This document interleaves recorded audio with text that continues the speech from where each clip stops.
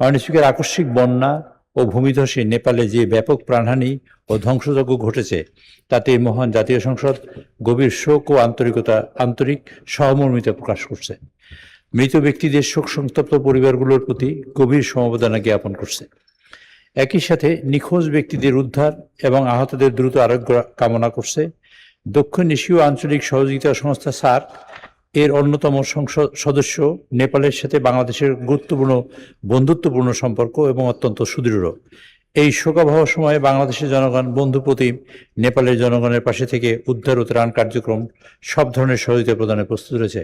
মাননীয় প্রধানমন্ত্রী ইতিমধ্যেই নির্দেশ দিয়েছেন সেনাবাহিনীকে, তারা প্রস্তুতি নিচ্ছে এবং পররাষ্ট্র মন্ত্রণালয়কে, যাতে আমরা কোন প্রকারে কীভাবে সহযোগিতা করতে পারি, বিশেষ করে মেডিকেল টিম এবং উদ্ধার কাজে যাতে আমরা সহযোগিতা করতে পারি তার প্রয়োজনীয় ব্যবস্থা গ্রহণ করার জন্য মাননীয় প্রধানমন্ত্রী ইতিমধ্যে নির্দেশ প্রদান করেছেন। তো মাননীয় স্পিকার, আমি নেপালের এই ধ্বংসযজ্ঞে যারা নিহত হয়েছেন তাদের রুহের মাগফিরাত কামনা করছি এবং সেই সাথে দোয়া এবং মোনাজাতে তাদের দোয়া করার জন্য মাননীয় স্পিকার আপনার মাধ্যমে অনুরোধ করছি। ধন্যবাদ মাননীয় স্পিকার।